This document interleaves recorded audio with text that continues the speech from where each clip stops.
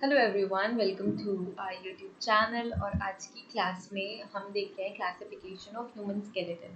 तो previous class में हमने क्या देखा था? Division of human skeleton. हमने दो तरीकों में डिवाइड कर दिया था ह्यूमन स्केलेटन को। फर्स्ट था axial skeleton and second one was appendicular skeleton. जो दूसरा पार्ट था वो अपेंडिकुलर स्केलेटन था।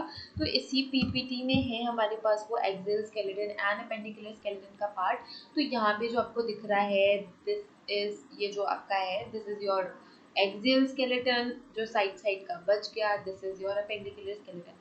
तो ये पिछली वीडियो में हमने देखा था। अगर आपने वो वीडियो नहीं देखी है तो please go to the playlist भी मैंने बना दी है फोरेंसिक एंथ्रोपोलॉजी के नाम से। तो वहाँ पे आपको फोरेंसिक एंथ्रोपोलॉजी, ऑस्टियोलॉजी और ये वाली वीडियो भी मिल जाएगी। जो प्रीवियस वाली वीडियो है वो भी वहाँ पे मिल जाएगी, राइट। सो ये लेक्चर जो शुरू करने की और आज की क्लास शुरू करने से पहले छोटा सा रिमाइंडर जो कि मैं सारी क्लासेस में देती हूँ। यहाँ पे कॉर्नर पे जो छोटा सा लोगो बना हुआ है which says forensic science UGC net, तो सेम लोगो के साथ हमारा ऑफिशियल ऐप आपको प्ले स्टोर पे भी मिल जाएगा, ऐप स्टोर पे भी मिल जाएगा। तो दोनों जगहों पे आपको ये हमारा ऐप मिल जाएगा।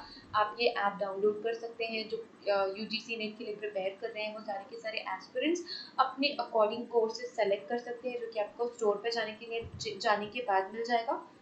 एंड जो स्टूडेंट्स अभी अंडर ग्रेजुएट कोर्सेज में है वो उनको यहाँ पे पीडीएफ बुक्स मिल जाएंगी in the section of study material. जो स्टडी मटेरियल का एरिया है वहाँ आपको बहुत सारी पीडीएफ बुक्स मिल जाएंगी जो कि आप अपनी सेमेस्टर एग्जाम के लिए यूज कर सकते हो। तो overall this app is helpful and useful for those जो कि फोरेंसिक साइंस के स्टूडेंट है और जो फोरेंसिक साइंस में यूजीसी नेट के लिए प्रिपेयर कर रहे हैं।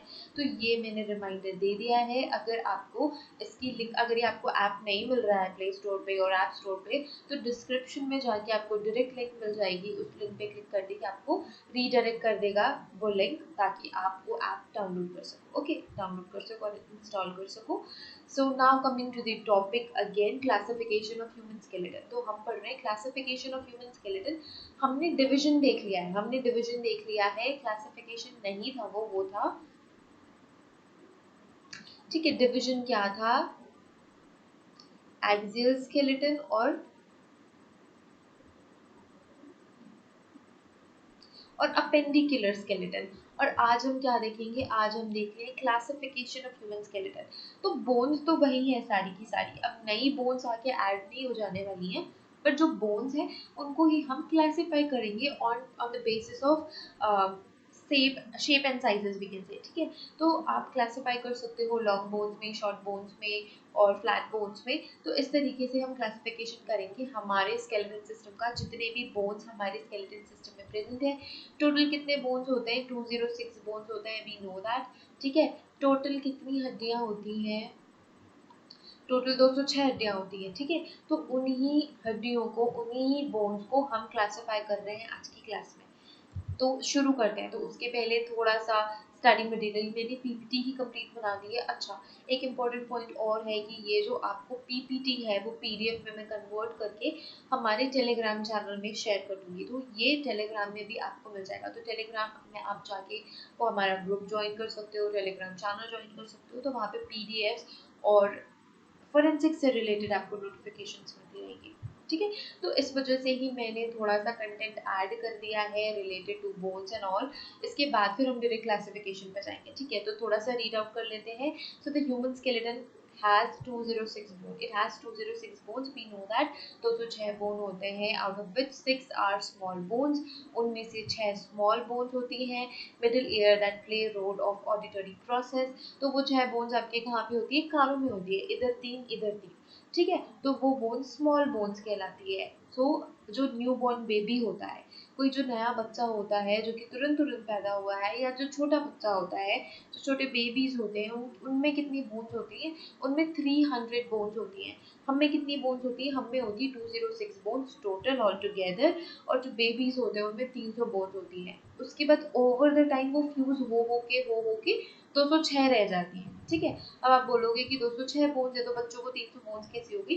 तो बच्चों को 300 बोन्स होती हैं, वो जैसे जैसे बड़े होते हैं वो सारी बोन्स फ्यूज हो जाती हैं और टोटल कितनी हो जाती है? 206 बोन्स हो जाती है, ठीक है, जैसे वो बड़े होते हैं।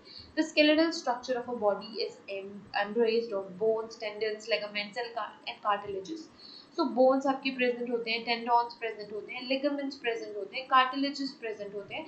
तो सिर्फ और सिर्फ बोन्स नहीं है आपके पूरे के पूरे स्केलेटन सिस्टम में, और भी सपोर्टिंग चीजें हैं जैसे कि टेंडन्स, लिगामेंट्स, कार्टिलेज। जब कभी कभी फ्रैक्चर होता है तो लिगामेंट फ्रैक्चर हो गया कहते हैं ना, तो ये जब लिगामेंट डिस्टर्ब हो जाता है तो हम कहते हैं कि लिगामेंट फ्रैक्चर हो गया है। तो ये सारी की सारी चीजें आपके बोन को सपोर्ट करती है। आप जो इतने नॉर्मली चल रहे हो, फिर रहे हो, रेगुलर जो वर्क कर रहे हो, वो सारा का सारा इनका टीम वर्क होता है जो आप इतनी स्मूथली सारी चीजों को कर पाते हो।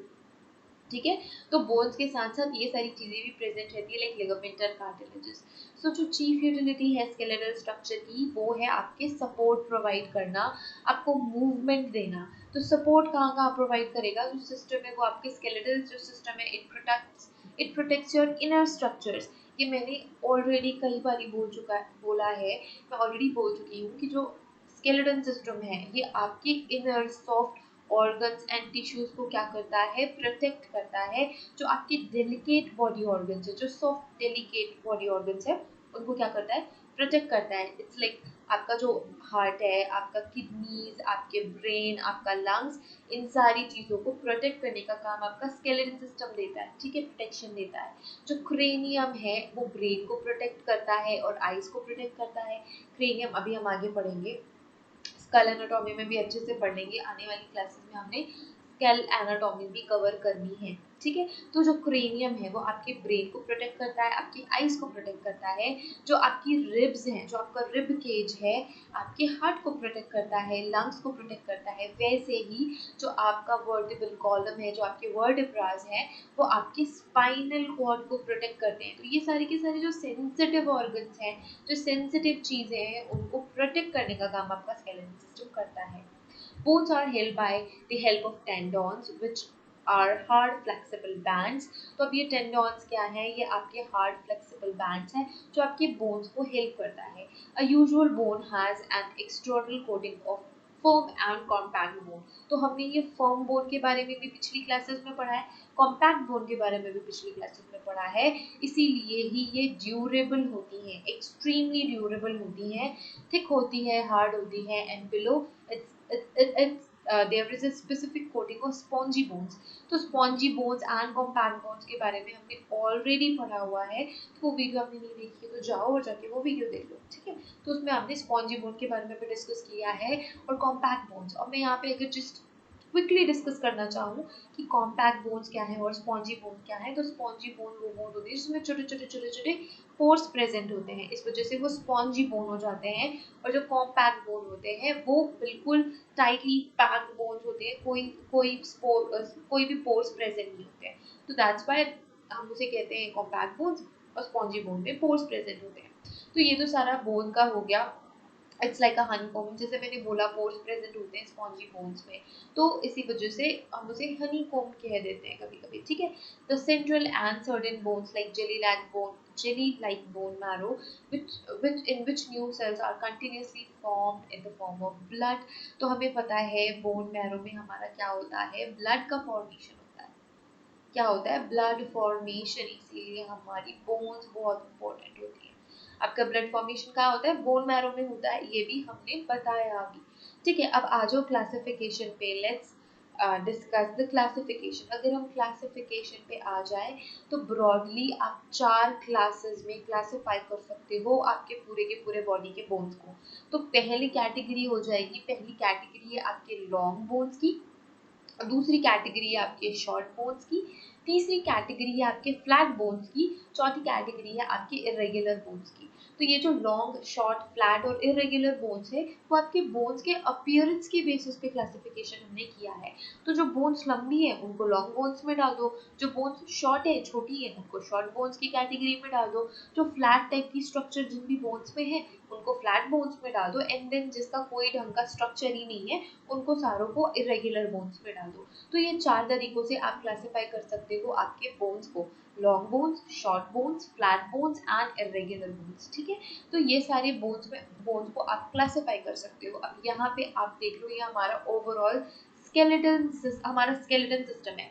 तो ये स्केलेटन सिस्टम हम अभी रेफर करेंगे जब हम लॉन्ग बोन्स पढ़ेंगे, लॉन्ग बोन्स शॉर्ट बोन्स पढ़ेंगे। तो जैसे कि मैंने बोला लॉन्ग बोन्स क्या होते हैं, long bones are found in limbs, जो आपके अपर लिम्स होते हैं, जो आपके लोअर लिम्स होते हैं, ये आपके लॉन्ग बोन्स होते हैं। ये आपके अपर ले ये आपका सॉरी ये आपके upper limbs, upper limbs UL लिख देती हूँ, लोअर लिम्स को एलएल लिख देती हूँ। तो जो upper limbs and lower limbs होते हैं वो किस कैटेगरी के बोन्स हो गए, वो आपके लॉन्ग बोन्स हो गए, क्योंकि लंबे लंबे बोन्स है ना आपके हाथों और पैरों में, इस वजह से उनको कैटेगराइज कर दो लॉन्ग बोन्स के लिए। तो जो लॉन्ग बोन्स है वो आपके लिम्स में पाए जाते हैं, जो upper limbs and lower limbs होते हैं उन सारे बोन्स को आप लॉन्ग बोन्स के कैटेगरी में रखते हो। Each consist of a body, तो उसको फिर आप फिर से फर्दर क्लासिफाई कर लो। आप बॉडी में क्लासिफाई कर सकते हो शाफ्ट में, बॉडी और शाफ्ट में, और दो एक्सट्रीमिटीज, जो दोनों कॉर्नर के एरियाज होंगे उसको आप एक्सट्रीमिटीज कह लो, ठीक है। एक बॉडी होता है और शाफ्ट होता है, तो आप बॉडी शाफ्ट और एक्सट्रीमिटीज में अगेन कैटेगराइज कर सकते हो आपके लॉन्ग बोन्स को। As the term specifies these bones are long in size, जैसे कि मैंने बोला कि बोन्स के अपीयरेंस के बेसिस पे हम क्लासिफाई कर रहे हैं, बोन्स लंबी है तो लॉन्ग बोन्स में, बोन्स छोटी है तो शॉर्ट बोन्स में, इरेगुलर है तो इरेगुलर में, फ्लैट है तो फ्लैट में, just like that.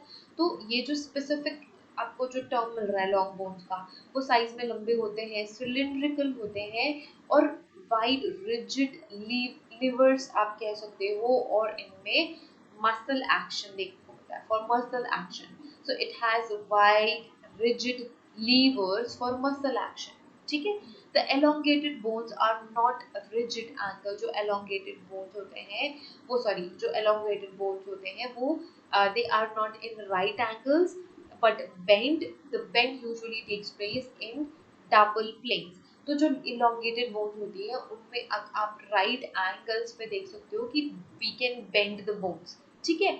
it gives strength to the bone, तो ये आपका ये पूरा सिस्टम बोन को स्ट्रेंथ देने का काम करता है।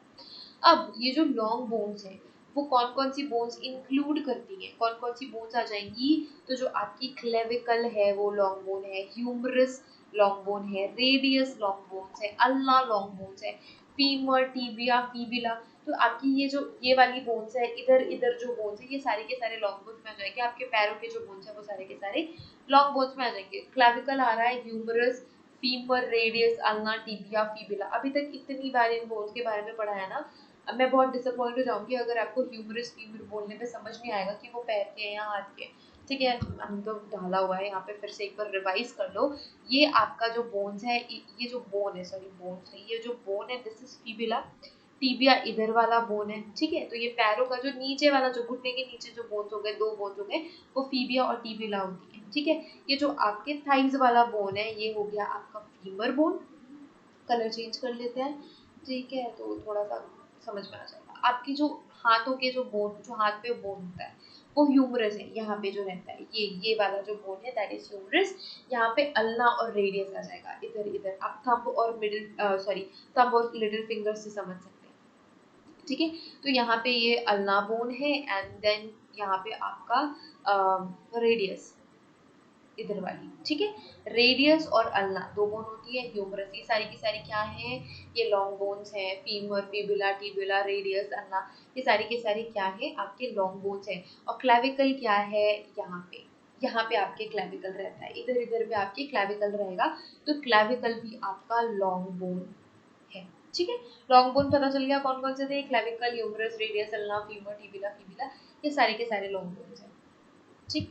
अब आ जाओ लॉन्ग बोन्स अपर एक्सट्रीमिटी। अब फिर से आप पहले आप डिस्कस कर लो अपर लिम्स के लॉन्ग बोन्स, एंड देन फिर डिस्कस कर लो लोअर लिम्स के लॉन्ग बोन्स, ठीक है। तो ह्यूमरस क्या है, आपका लॉन्ग बोन है, आपके हाथों पे होता है, ये आपके हाथों पे प्रेजेंट रहता है। The humerus is the elongated and biggest bone, ये याद रखेंगे, आपका ह्यूमरस बिगेस्ट बोन है अपर एक्सट्रीमिटी का, ठीक है, जिसको हम कहते हैं अपर आर्म का बोन भी। So it's your upper arm वाला बोन।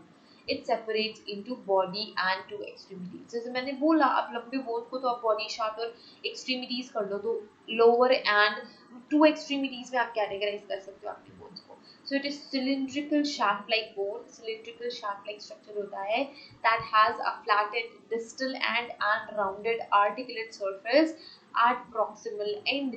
तो आपका जो एक एंड होता है वो फ्लैट होता है और दूसरा जो एंड होता है वो little bit rounded articulated structure होता है। The higher terminal of the humerus contain head with projects into glenoid cavity. तो जो हेड होता है वो प्रोजेक्ट्स करता है ग्लिनोइड कैविटी को, ठीक है। तो ह्यूमरस हम धीरे धीरे सारे बोन्स का एनाटॉमी पढ़ेंगे तो वो सारा कुछ क्लियर आने वाले लेक्चर्स में हो जाएगा। ह्यूमरस का भी आपको क्या याद रखना है कि ये आपकी सबसे बिगेस्ट बोन है ऑन योर अपर एक्सट्रीमिटी, आपके अपर लिम्ब की, ठीक है। तो इसको आप बॉडी शाफ्ट और एक्सट्रीमिटीज में कैटेगराइज कर सकते हो। तो एक एंड होता है वो little bit flat and distal होता है, जो दूसरा एंड होता है वो आर्टिकुलेट राउंडेड आर्टिकुलेट स्ट्रक्चर होता है, और जो इसका ह्यूमरस का एक हेड होता है वो प्रोजेक्ट करता है आपकी ग्लिनोइड कैविटी के साइड पे, ठीक है। नेक्स्ट आ जाओ आप रेडियस पे। तो रेडियस क्या है? Radius is the lateral bone. Radius क्या है? आपकी लेटरल बोन है आपके फोर आर्म में।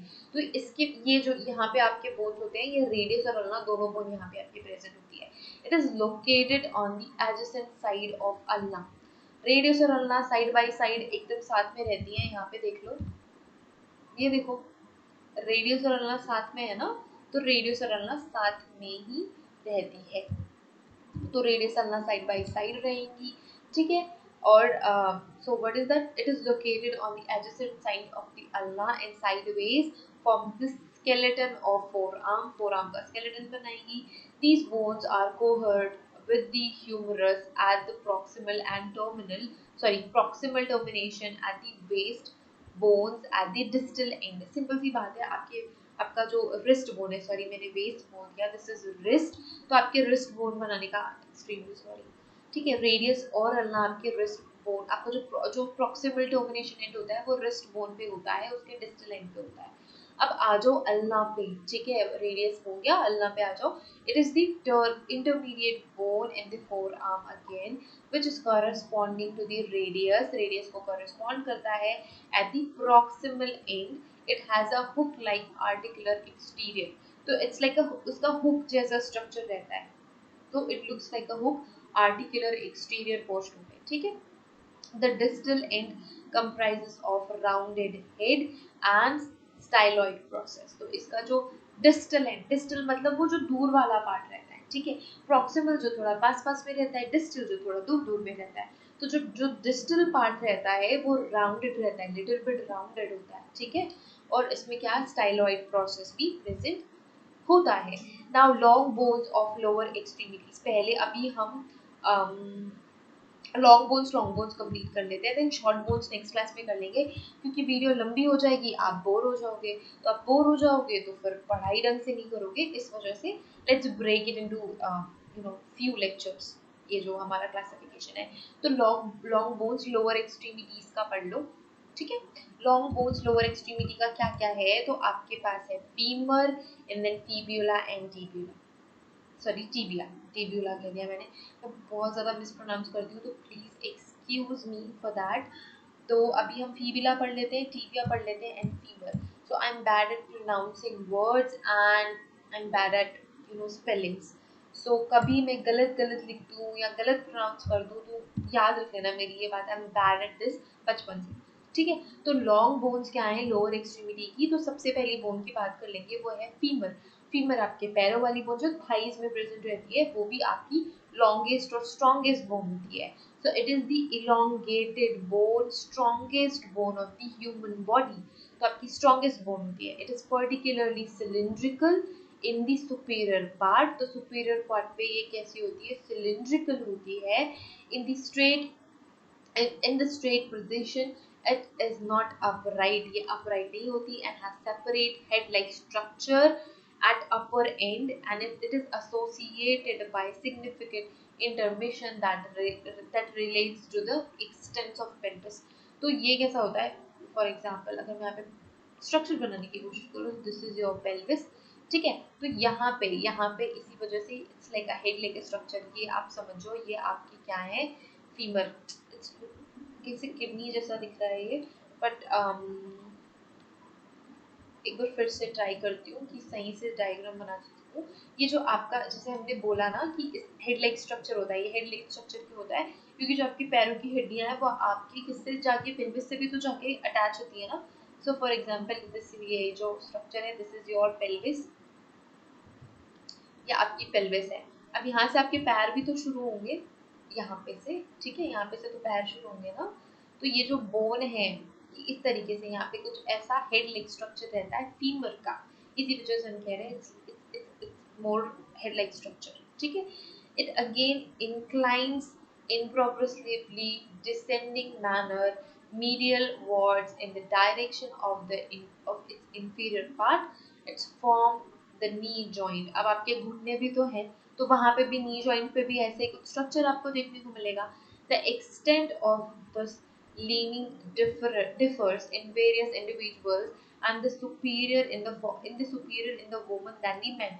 तो women's में ज्यादा superior होती है as compared to the men's, because थोड़ा सा एनाटॉमी डिफरेंट होता है, लाइक मेल और ह्यूमन, सॉरी मेल और फीमेल में, मेल और ह्यूमन कह रहे, तो मेल और फीमेल में थोड़ा सा डिफरेंस होता है, दैट्स व्हाई ये सुपीरियर होता है फीमेल्स में as compare to the males on the expansion of the superior extent of the pelvis, because जो फीमेल्स होती है उनका जो पेल्विस रहता है वो थोड़ा एक्सपेंडेड होता है, because they need to facilitate child birth, इतना बड़ा काम करना होता है वुमेन्स को, दैट्स व्हाई उनका जो स्ट्रक्चर होता है पेल्विस का इट्स एक्सटेंडेड, और जो वुमेन्स में ये बोन्स होती है it's more superior then males. अब बात कर लो टीबिया और फीबुला। टीबिया और फीबुला घुटने के बाद वाले दो बोन्स हैं, ठीक है, इधर ये फीबुला टीबिया, तो ये घुटने के बाद वाले इधर ये छोटे छोटे छोटे छोटे तो नहीं है, लॉन्ग बोन्स में ये लंबे ही है, बट स्टिल आपके फीमर से तो थोड़े बड़ी है, इस वजह से मैंने छोटा बोल दिया।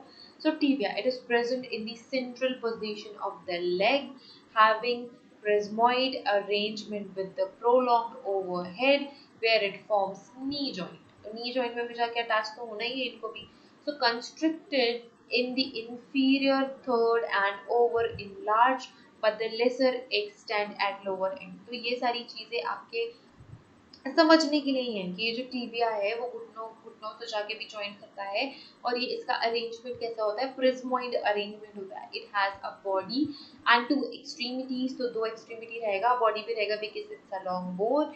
इन the male its track its track is perpendicular, male में perpendicular track रहता है corresponding with the bones of constraining side. On the other hand, in the females, it consists of descending diagonal tract, तो descending diagonal होता है females में।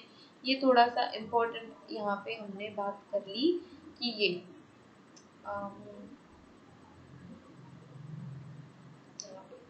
Mails में perpendicular, females में diagonal, ठीक है, ठीक है, and the adjacent region to compensate for the superior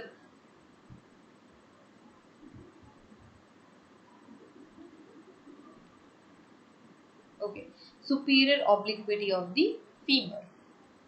तो ये तो सारे थ्योरी पोर्शन हो गया। अब आ जाओ फिब्युला पे, ठीक है, फिब्युला पे आ जाओ। फिब्युला दूसरी बोन है। Fibula is situated on the adjacent part of the tibia. Tibia के बाजू में रहेगी fibula, fibula where it is linked overhead and below. तो इसका भी, ये भी तो जाके जॉइंट रहेगी आपकी नी से। It is the minor among two leg bones. तो ये फीमर, आपके फीमर और टीबिया से माइनर है, and also in ratio two it's dimension में भी माइनर है। It is the smallest of all elongated bones, sorry smallest होगा ये, सारे इलोंगेटेड और लंबे बोन्स में सबसे छोटी बोन फीबिला है। अब हाथों पैरों की बोन्स की बात कर रहे हैं ना, तो छोटी होती है फीबिला, ये याद रखना है। तो ये लॉन्ग बोन्स की तो हमने बात कर ली। अब हम नेक्स्ट क्लास में करेंगे शॉर्ट बोन्स, ठीक है, नेक्स्ट क्लास में शॉर्ट बोन्स कंप्लीट कर लेते हैं। तो thank you so much for watching this YouTube channel and this video. अगर आपको ये वीडियो अच्छी लगी है तो लाइक कर सकते हो, I don't usually say this, but अगर अच्छी लगती है तो you can like this video। अगर ये चैनल अच्छा लगता है तो you can subscribe this video, और आप ये ऐप डाउनलोड कर सकते हो, रेट भी कर सकते हो। So it's up to you, if you want this app तो डाउनलोड कर लो, डिस्क्रिप्शन में लिंक है। अगर आपको ये ऐप डाउनलोड नहीं करना है तो फोर्स तो मैं कर नहीं सकती। So again thank you so much for watching this, have a great day ahead, see you in the next class, क्योंकि नेक्स्ट क्लास में हम पढ़ेंगे शॉर्ट बोन्स, ठीक है। So see you in the next class, bye.